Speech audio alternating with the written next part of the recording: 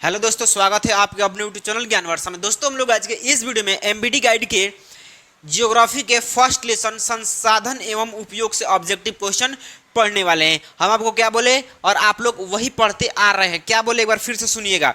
MBD guide के geography के first lesson संसाधन एवं उपयोग से हम लोग ऑब्जेक्टिव पढ़ने वाले हैं, जो कि काफ़ी महत्वपूर्ण है, काफ़ी अच्छा ऑब्जेक्टिव है। यह प्रश्न जो है आपके बोर्ड परीक्षा में पूछे जाएंगे। तो आपसे विनती है कि आप वीडियो को अंत तक जरूर देखिएगा। और हाँ, चैनल पे नए आए हैं तो चैनल को सब्सक्राइब जरूर कर दीजिएगा और एक बार वीडियो को लाइक कर दीजिएगा। लाइक में कंजूसी नहीं होनी चाहिए मेरे दोस्त, लाइक में कंजूसी नहीं होनी चाहिए।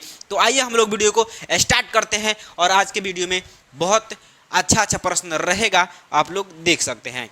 देखिए आप लोग। तो दोस्तों, हम लोग जो है पिछले वीडियो में पूरे 50 प्रश्न हल कर चुके थे, यानी कि देख चुके थे। आज के इस वीडियो में उससे आगे प्रश्न पढ़ने वाले। तो चलिए ध्यान दीजिए। 51 नंबर प्रश्न कर रहा है कि राष्ट्रीय जल विद्युत शक्ति कॉर्पोरेशन लिमिटेड की स्थापना किस वर्ष हुई।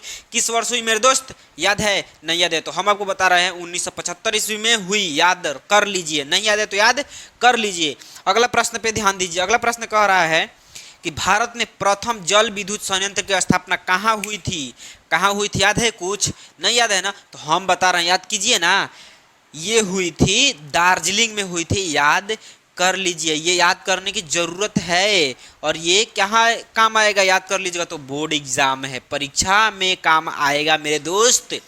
और अगला प्रश्न करें कि प्राणियों के शरीर में कितना प्रतिशत जल की मात्रा जो है निहित रहता है। ये साइंस का क्वेश्चन है, साइंस में भी आपसे पूछा जाएगा और सोशल साइंस में, कि दो सब्जेक्ट्स में ये प्रश्न आ रहा है ना। तो इसका जो राइट आंसर क्या होगा, 65%। याद रखिए ये प्रश्न। देखिए, ये तो आपका राइट आंसर हो जाएगा 65%। लेकिन इस वीडियो में एक और मुख्य टॉपिक यह है कि 2018 में कॉपी सेट ए में यह प्रश्न पूछा गया है और 2020 में भी पूछा गया है। इस पर भी हमको ध्यान देते चलना है, ठीक है। अगला प्रश्न कह रहा है, देखिएगा, वर्षा जल संचयन कर कृषि भूमि का विस्तार निम्नलिखित में से किसके द्वारा किया गया। किसके द्वारा किया गया मेरे दोस्त, तो संदीप पांडे के द्वारा किया गया। याद कर लीजिए। नहीं याद है तो याद करने की जरूरत है आपको, याद कर लीजिए। अगला प्रश्न है 55 नंबर की, सबसे बड़े जल संग्रहण केंद्र कौन होते हैं। अब बताइएगा सब, इसका मतलब समझिएगा। देखिए क्वेश्चन का लॉजिक समझिए कि सबसे बड़े जल संग्रहण मतलब, देखिए, नदी में ज़्यादा जल होता है कि कुआं में होता है कि पोखरा में होता है कि महासागर में होता है।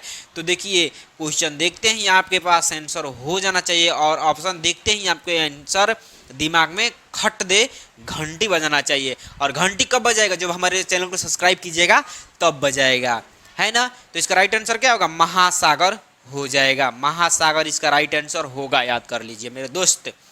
अगला प्रश्न पे ध्यान दीजिए। अगला प्रश्न क्या कह रहा है, बिहार में अति जल दोहन से किस तत्व का संकेंद्रण बढ़ा है। तो आर्सेनिक का बढ़ा है। याद रखिएगा, आर्सेनिक का बढ़ा है। याद कर लीजिए, याद कर लीजिए। यह प्रश्न याद करने की जरूरत है।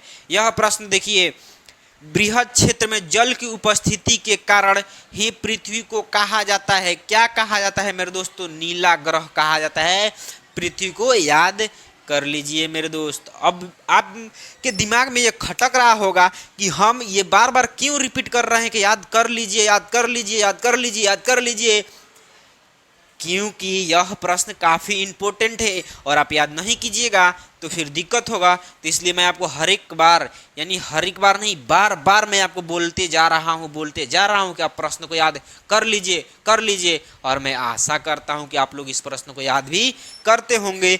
चलिए आगे बढ़ते हैं, बातें तो होती रहेगी, आगे बढ़ते हैं। और अगला प्रश्न, प्राणियों के शरीर में कितने प्रतिशत जल निहित रहता है। देखिए सेम क्वेश्चन, 65%। इसका राइट आंसर हो जाएगा, राइट आंसर होगा 65%। याद कर लीजिएगा मेरे दोस्त, मेरे भाई।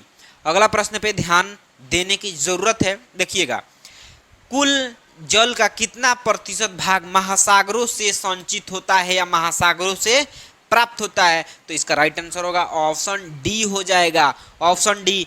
ये देखिए, आप लोग सोच रहे होंगे कि ये आंसर इधर लास्ट में दिया है तो हम देख कर बता दे रहे हैं। नहीं, ऐसा कुछ नहीं है।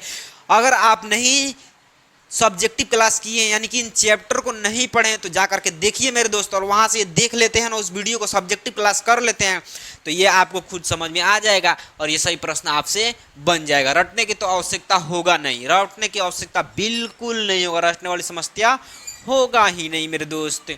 ये ऐसा नहीं है कि हम देख करके बता रहे हैं, जो कि हम सब पढ़ा चुके हैं, अब जा करके देखिए, आप भी देख लीजिएगा ना, तो ये नहीं कहिएगा कि आंसर देख करके आप आंसर बता रहे हैं, ऐसा कुछ नहीं है मेरे दोस्त। चलिए आगे बढ़ते हैं, अगला प्रश्न पे ध्यान दीजिए। अगला प्रश्न है, गोविंद सागर कृत्रिम जलाशय संबंधित है, तो इसका राइट आंसर क्या होगा? क्या होगा? क्या होगा? अरे बता दो भैया मेरे, इसका राइट आंसर होगा भाखड़ा नांगल बांध से। Option C is the right answer. याद है ना? याद है ना? नहीं याद है, याद कर लीजिए, कोई बात नहीं, याद कर लीजिए। अगला प्रश्न है, सर्वाधिक वर्षा होती है, सर्वाधिक वर्षा होती है, इसका राइट आंसर होगा ऑप्शन डी हो जाएगा। एक चीज देखिएगा, ऑप्शन में आपको यदि दे माओसिन राम दे दे, या फिर मासिन राम दे दे, मासिन राम दे दे, या फिर माओसिन राम दे दे, तो आप दोनों में से दोनों ही आपका सही उत्तर होगा। देखिए, लेकिन एमबीडी गाइड क्या कह रहा है? एमबीडी गाइड आपका कह रहा है क्या कि ये वह होगा, लेकिन मैं कह रहा हूं कि वह नहीं होगा। तो आपको यहाँ पे कंफ्यूजन नहीं होना चाहिए। यदि ऑप्शन में ये वह ना दे दे, सिर्फ क्या दे दे ऑप्शन में, क्या ऑप्शन में केवल दे मा सी राम, ठीक है, ये आपको ऑप्शन में दे, तो आप क्या कीजिएगा? टिक करके आइएगा, छोड़िएगा मत, छोड़ना नहीं है, हमला कर देना है उस पर, ठीक है। तो चलिए आगे बढ़ते हैं, ठीक है, ये भी आपका राइट आंसर होगा। अगला प्रश्न पे ध्यान दीजिए, अगला प्रश्न पे ध्यान देने की आवश्यकता है। कह रहा है कि सरदार सरोवर बांध किस नदी पर बनाया गया है? सरदार सरोवर बांध किस नदी पर बनाया गया है? तो इसका राइट आंसर क्या होगा मेरे भाई? नर्मदा नदी, राइट आंसर होगा ऑप्शन बी हो जाएगा, सही ना। अगला प्रश्न है, ये देखिए, इस प्रश्न का जवाब आप लोग कमेंट में बताइएगा, क्योंकि ये प्रश्न जो है क्या है, काफी इंपॉर्टेंट है, और ये प्रश्न आशा है कि आप लोग इस प्रश्न का आंसर आप लोग कमेंट में बता दीजिएगा। और ऐसे ही आपको हम होमवर्क के भी तौर पे कुछ क्वेश्चन देंगे, भागना नहीं है, अंत तक वीडियो को देखना है, ठीक है।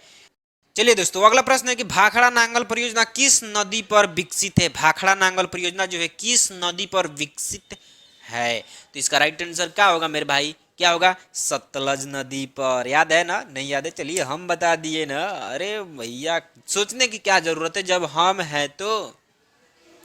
चलिए अगला प्रश्न है कि बिहार की प्राचीनतम नदी घाटी परियोजना कौन है? सोन नदी घाटी परियोजना। आपका राइट आंसर क्या होगा? ऑप्शन ए हो जाएगा सही उत्तर। अगला प्रश्न है कि दक्षिण भारत की सबसे बड़ी नदी घाटी परियोजना कौन है? तो तुंगभद्रा, याद है ना? सॉरी, तुंगभद्रा